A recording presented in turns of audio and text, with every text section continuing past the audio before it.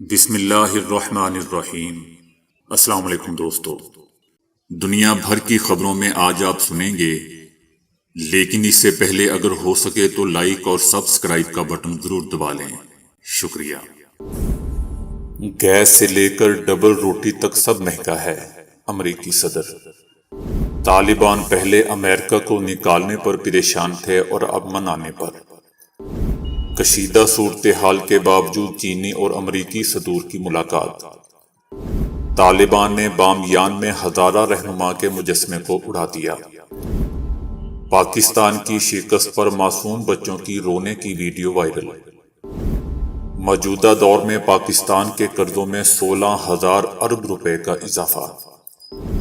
Satellite کو rocket کے بغیر مدار میں پھینکنے والی گلیل کی پہلی آزمائش۔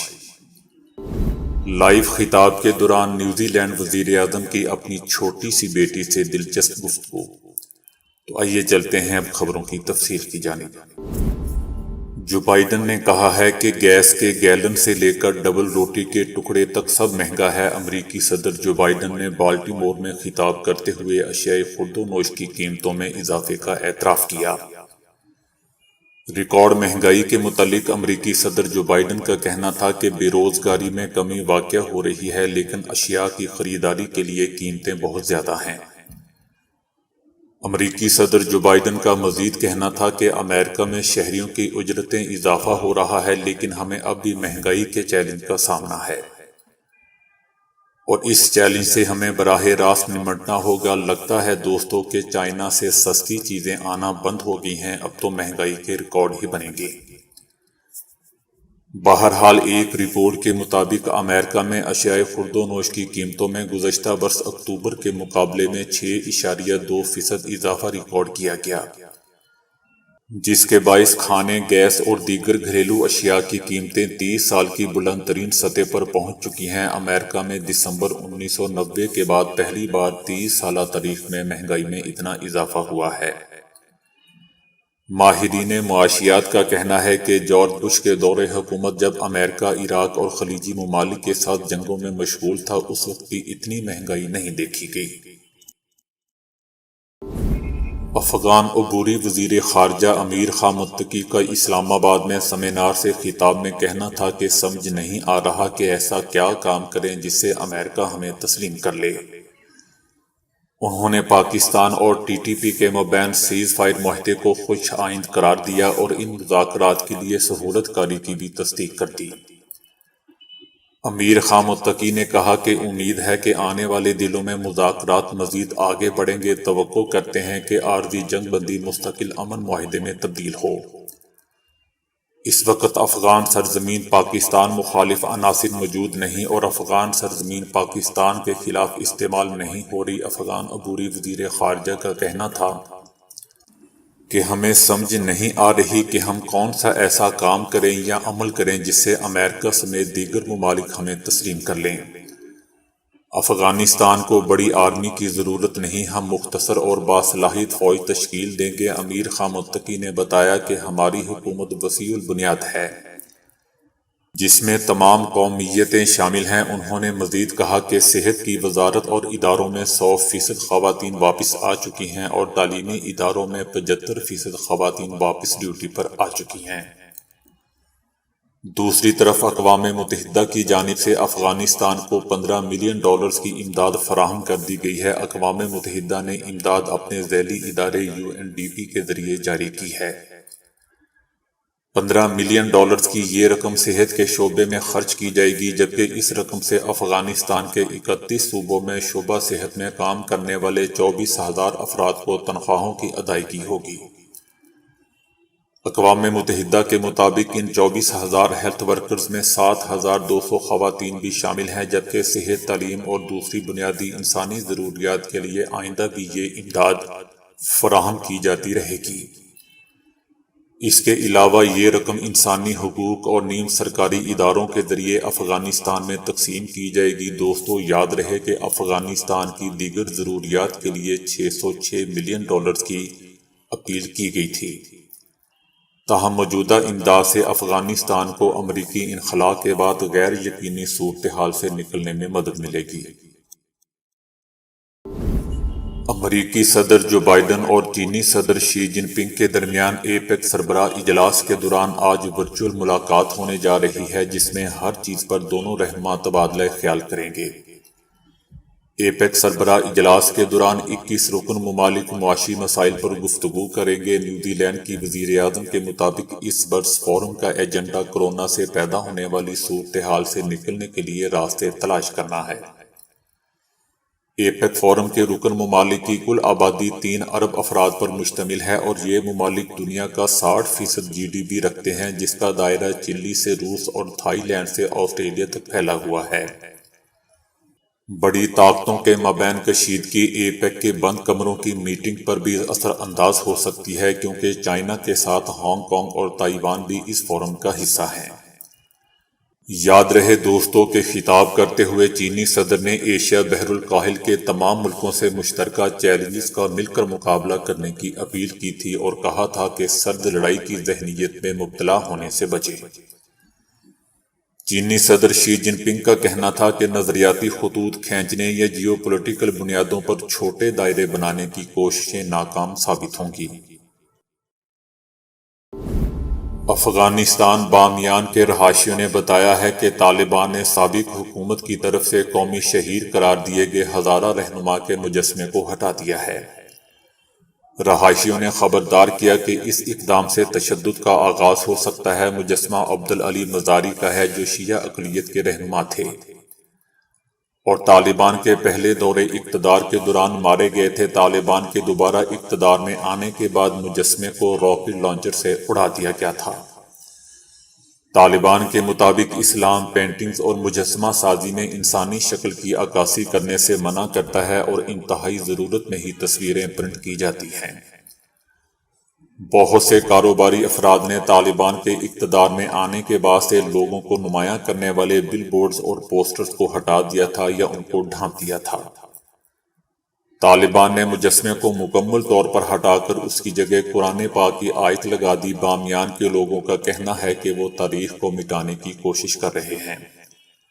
بامیان کے لوگوں کا مزید کہنا تھا کہ عوام اس پر پرتشدد رد عمل کا اظہار کر سکتے ہیں۔ دوستو، اس سے پہلے طالبان نے بامیان میں 2001 میں بدھ مت کے 2 بڑے 1500 سال پرانے مجسموں کو دھماکے سے اڑا دیا تھا۔ لوگوں کا مزید بتانا ہے کہ عبدالعلی مزاری کے نام سے منسوب چوک کا نام بدل کر ملٹری سٹریٹ رکھ دیا گیا ہے۔ بامیان کی صوبائی کونسل کے رکن عبدالعلی شفق نے میڈیا کو بتایا کہ وہ طالبان حکام سے بات کریں گے اور ان پر زور دیں گے کہ وہ اس اقدام کو واپس لیں۔ انہوں نے کہا کہ یہ بہت حساس مسئلہ ہے، اس پر رد عمل آ سکتا ہے۔ عبدالعلی مزاری، جو ایک طالبان مخالف ملیشیا کے رہنما تھے، 1995 میں طالبان کے ہاتھوں قیدی بنائے جانے کے بعد مارے گئے تھے۔ T20 ورلڈ کپ کے سیمی فائنل میں پاکستان کی آسٹریلیا کے ہاتھوں شکست پر جہاں شائقین کرکٹ مایوس ہوئے، وہیں چھوٹے چھوٹے معصوم بچے بھی اپنے جذبات پر قابو نہ رکھ سکے۔ پاکستان کی شکست پر سوشل میڈیا پر کئی جذباتی مناظر دیکھنے میں آئے۔ سابق فاسٹ بولر شعیب اختر نے ایک چھوٹے سے کرکٹ کے پر سٹار کی ویڈیو اپنے ٹویٹر اکاؤنٹ پر شیئر کی۔ اس ویڈیو میں بچہ پاکستان کی شکست پر جذبات پر قابو نہ رکھ سکا اور بلک بلک کر رو پڑا، حالانکہ اس موقع پر اس کے بڑے اسے سمجھاتے ہوئے بھی نظر آ رہے تھے کہ ہار اور جیت کھیل کا حصہ ہے، لیکن بچہ بلک بلک کر روتا رہا۔ شعیب اختر نے اس ویڈیو کے ساتھ پیغام میں لکھا، یہی ہوتا ہے جب آپ کی ٹیم اچھا کھیلتی ہے۔ مداح ٹیم کے ساتھ جذباتی طور پر جڑ جاتے ہیں۔ اس کے علاوہ سوشل میڈیا پر ایک اور ویڈیو وائرل ہو رہی ہے جس میں ایک چھوٹی سی بچی کو پاکستان کی شکست پر بلک بلک یا بلک بلک پر روتے ہوئے دیکھا جا سکتا ہے۔ لیکن دوستو، مجھے تو اپنے اردو پر رونا آ رہا ہے، جو آج تک مجھے صحیح طرح سے بولنی نہیں آئی۔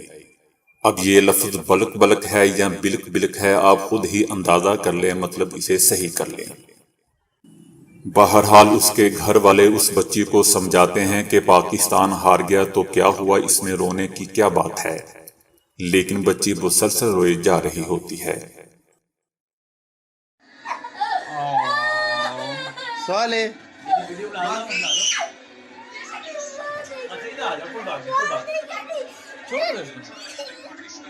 کوئی بات نہیں, win and lose as part of the game, life.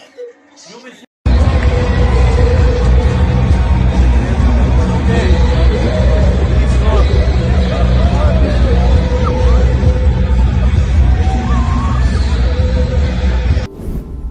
موجودہ حکومت کے 3 سال کے دوران پاکستان کے کل قرضوں میں 16,000 ارب روپے کا اضافہ ہوا ہے اور حکومت قرضوں پر سود کی ادائیگی قیمت میں 7,460 ارب روپے ادا کر چکی ہے، جبکہ وزارت خزانہ نے تحریری جواب میں کہا ہے کہ سرکاری قرضوں میں واضح طور پر کمی آ رہی ہے۔ سال 2020-21 میں شرح 4% کم ہوئی ہے اور اس مالی سال میں اس شرح میں 2 سے 3% کمی کا امکان ہے۔ وزیر مملکت علی محمد خان نے اظہار خیال کیا کہ بدقسمتی سے ہم سودی نظام سے باہر نہیں نکلے، ہماری کوشش ہے کہ سود سے نکلیں، کوشش کر رہے ہیں کہ اپنی معیشت مضبوط کریں تاکہ سود سے چھٹکارا ملے۔ بدقسمتی سے مجبوراً ہمیں IMF کے پاس جانا پڑا۔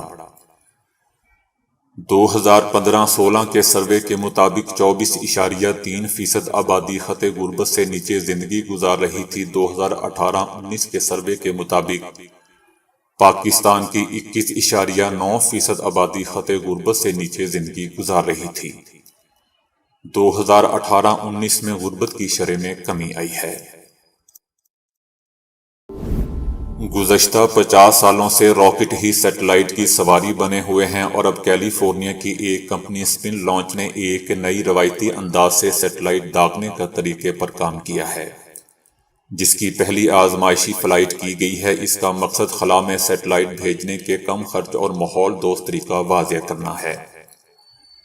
نیو میکسیکو سے سیٹلائٹ کا ایک نمونہ آواز سے کئی گنا تیز رفتار سے آسمان پر بھیجا گیا اور بعد میں اسے تلاش بھی کر لیا گیا۔ کمپنی نے ایک گول ڈبیا جیسی بہت بڑی تشتری بنائی، اس میں ہوا باہر نکال کر اندر ویکیوم قائم کیا گیا۔ اندر کاربن فائبر کی ایک ڈور بنائی گئی ہے جسے ایک طاقتور موٹر سے گھمایا جاتا ہے، اس کے سرے پر سیٹلائٹ رکھا جا سکتا ہے۔